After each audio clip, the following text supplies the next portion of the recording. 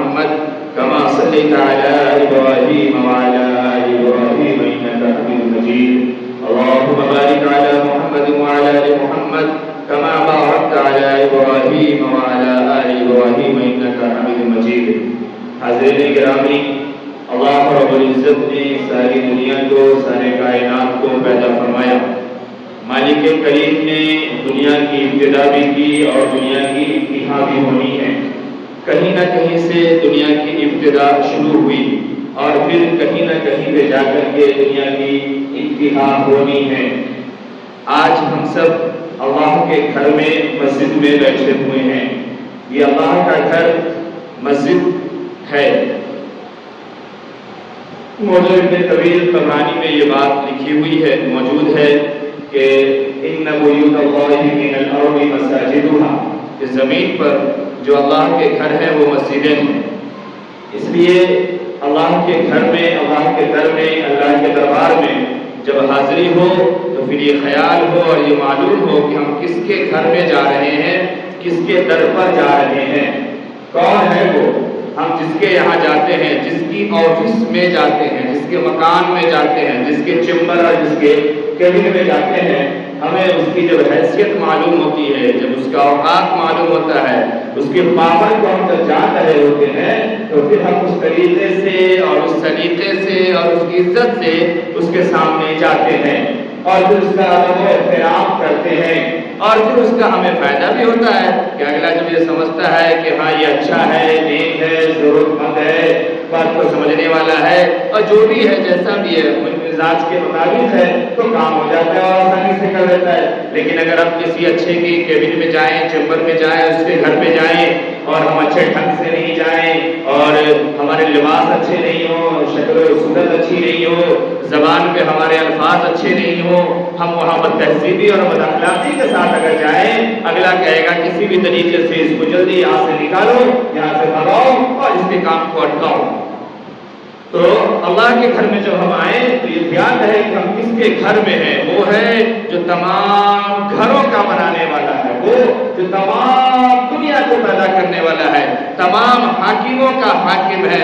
الیس اللہ باحکم الحاکمین، وہ حاکم ہے جو تمام حاکموں کا حاکم ہے اور وہ اللہ ہے، اللہ کے علاوہ کوئی نہیں ہے. جب ہم اس پاورفل بلکہ پاور کے سب سے آخری ذات اور ہستی کے دربار میں جب ہم آئے تو اس خیال سے آئے اور اس یقین کے ساتھ آئے اور اس تیاری کے ساتھ آئے. یہاں پہ آنے سے پہلے دل بھی صاف ہونا چاہیے اور جسم بھی صاف ہونا چاہیے، روح بھی پاک ہونی چاہیے اور جسم بھی پاک ہونا چاہیے. ظاہری گندگی سے بھی ہم پاک اور صاف ہوں اور باطنی گندگی سے بھی ہم پاک اور صاف ہوں، تب اس گھر کا، اس گھر کا اور اس ذات کی اور اس ہستی کی طرف سے ہمیں فائدہ نصیب ہوتا ہے. ورنہ ہم یوں ہی شکلن آتے ہیں اور رسمن جاتے ہیں، فائدہ ہمیں کچھ نصیب نہیں ہوتا. اسی طریقے سے مسجد کے ساتھ عزت کرنا، مسجد کی تعظیم کرنا، مسجد کا خیال کرنا، مسجد کے معاملے میں اچھائی سے اپنے آپ کو آگے بڑھانا اور پیش کرنا، یہ گویا کہ اللہ کے ساتھ محبت ہے، اللہ کے ساتھ اکرام ہے، اللہ کے ساتھ تعظیم ہے، اللہ کے ساتھ محبت ہے. اور اللہ کے گھر کے ساتھ بے ادبی کرنا، اللہ کے گھر میں گندگی پھیلانا، اللہ کے گھر میں کسی بھی قسم کی خرابی کا ذریعہ بننا، کسی بھی قسم کی رکاوٹ پیدا کرنا، یہ پھر اللہ کی ذات سے بغاوت ہے اور اللہ کی ذات کے ساتھ یہ نفرت اور اللہ کی ذات سے انکار ہے. یہ ہمیں پتہ ہونا چاہیے. میں نے قرآن مقدس کی جو آیت پڑھی اس حوالے سے بات کریں گے. پہلے آپ کو بتائیں تو ایک چیز تو یہ سمجھ میں آ گئی کہ مسجدیں یہ اللہ کا گھر ہے. دوسری حدیث میں حضرت ابو درداء رضی اللہ تعالی عنہ راوی ہیں، فرماتے ہیں کہ جناب محمد رسول اللہ صلی اللہ علیہ وسلم نے فرمایا کہ جیسے دنیا کے بازار ہوتے ہیں ایسے ہی آخرت کے بازار ہیں.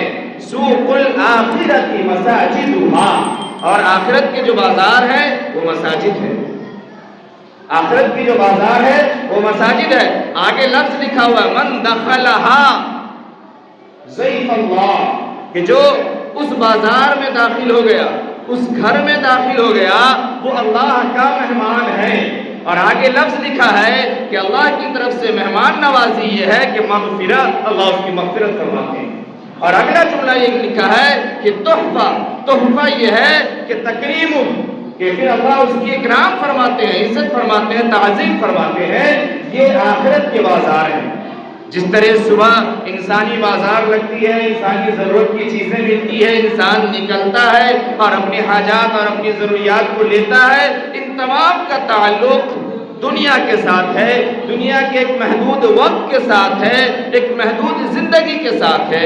لیکن یہ جو آخرت کے بازار ہیں، یہ اس آخرت کے بازار میں جب کوئی داخل ہوتا ہے اور آخرت کے بازار سے جب کوئی خریداری کرتا ہے، جب کوئی چیز لیتا ہے، پھر وہ ہمیشہ اور ابدی دنیا کے لیے، آخرت کے لیے۔ ایک چیز یہ ہمیں اس کا خیال لینا چاہیے۔ دوسری حدیث حضرت ابو ہریرہ رضی اللہ تعالی عنہ راوی ہیں، فرماتے ہیں کہ مسجد یہ جنت کے باغات ہیں، جنت کے باغ ہیں مسجدیں۔ دنیا کے باغ کو ہم کتنا اہمیت دیتے ہیں، کتنی ترجیح دیتے ہیں، چھٹی ہم منانے کے لیے وہیں جاتے ہیں، ہے نا، الگ الگ اپنی ٹرپ ہم جیسے پلان کرتے ہیں اور وہاں پہنچتے ہیں، ٹور کرتے ہیں۔ اللہ نے فرمایا کہ اللہ کے نبی صلی اللہ علیہ وسلم نے فرمایا کہ یہ جو اللہ کے گھر ہیں، یہ مساجد ہیں، یہ جنت کے باغات ہیں، اور حکم دیا کہ جب جنت کے باغات سے ٹہلو، جب جنت کے باغات میں جاؤ اور جنت کے باغات سے گزرو تو وہاں سے پھل کھا لیا کرو، وہاں سے پھل کھا لیا کرو۔ ایک تو وہ دوسری حدیث ہے جو آپ جانتے ہیں کہ اللہ رب العزت نے فرشتوں سے کہا کہ جب باغات سے گزرو تو چر لیا کرو، وہ دوسری حدیث ہے۔ یہ دوسری حدیث ہے جو ابو ہریرہ رضی اللہ تعالیٰ عنہ راوی ہے، فرمایا کیا پھل کھا لیا کریں؟ فرمایا جب داخل ہو تو پڑھ لیا کرو سبحان اللہ والحمد للہ ولا الہ الا اللہ واللہ اکبر۔ یہ ترغیب ہے، یہ مسجد ہے اور یہ مسجد کی فضیلت ہے۔ تو اور دوسری حدیث میں ہے احب البلاد الی اللہ مساجدها وابغض البلاد الی اللہ اسواقها، کہ اللہ کے نزدیک جو سب سے محبوب جگہ ہے، جو سب سے اچھی جگہ ہے وہ مسجد ہے، اور جو سب سے بری جگہ ہے، سب سے مقبول جگہ ہے وہ بازار ہے۔ وجہ غالباً اس کی یہ ہے کہ دنیا میں انسان کے پیدائش کی جو وجہ ہے، وہ وجہ تخلیق یہ ہے کہ انسان اللہ کا ذکر کرے اور اللہ کی اطاعت و فرما برداری کرے، اور اللہ کا ذکر اور اللہ کی اطاعت و فرما برداری جس جگہ سے زیادہ ہوتی ہے یا جس جگہ سے زیادہ ہوگی وہ اللہ کی نظر میں محبوب ہے۔ اور وہ جگہ جہاں معصیت زیادہ ہو، گناہ زیادہ ہوتے ہو، اور جہاں انسان کی نہ نظریں محفوظ ہو، نہ دل زبان محفوظ ہو، نہ معاملات محفوظ ہو، ظاہر سی بات ہے ایسی جگہ اللہ کی نظر میں محفوظ ہو۔ خیر الاماکن مساجدها وشر الاماکن اسواقها، کہ اچھی جگہ جو ہے یہ مسجد ہے اور بری جگہ جو ہے یہ بازار ہے۔ تو ہمیں جنت کے باغات کا بھی خیال رکھنا ہے، آخرت کے بازار کا بھی خیال رکھنا ہے، اور اللہ نے اپنے کلام مقدس میں جو بات بیان فرمائی ہے، میں نے آیت کا ٹکڑا پڑھا تھا، کیا ہے ان اول بیت وضع للناس للذی ببکۃ مبارکا وہدی للعالمین۔ جہاں سے میں نے بات شروع کی کہ کہیں نہ کہیں سے زمین کی ابتدا ہے اور پھر کہیں نہ کہیں اس کی انتہا ہے۔ اللہ نے اپنے قرآن مقدس سے فرمایا کہ اللہ نے سب سے پہلا جو اپنا گھر بنایا وہ مکے میں بنایا۔ ان اول بیت وضع للناس، لوگوں کے لیے جو اللہ نے اپنا گھر بنایا وہ بنایا للذی ببکۃ، وہ مکے میں ہے، مبارک ہے وہ گھر، وہدی للعالمین، اور پوری دنیا کے لیے ہدایت کا سامان ہے، ہدایت کا سرچشمہ ہے۔ میں اس میں زیادہ بات نہیں کرتا، یہ آپ کو آگے بتاؤں۔ اوسط طبرانی میں یہ بات موجود ہے، حضرت عمر رضی اللہ تعالیٰ عنہ کے قول وہاں پہ لکھے ہیں کہ زمین کی ابتدا یہ سب سے پہلے اللہ کے گھر سے ہوئی، یعنی بیت اللہ سے ہوئی، اور پھر ایک وقت آئے گا، ایک دور آئے گا، جناب محمد رسول اللہ صلی اللہ علیہ وسلم صادق الامین کے قول محفوظ ہے کہ پھر ساری دنیا ختم ہو جائے گی، دنیا کی تمام زمینیں ختم ہو جائے گی، یہ تمام زمین تباہ ہو جائے گی، پھٹ جائے گی، آسمان یہ دھنے ہوئے روئی کی طرح اڑیں گے، سب تباہ برباد ہو جائیں گے، صرف باقی رہنے والی جو جگہ ہے وہ مسجدیں ہیں۔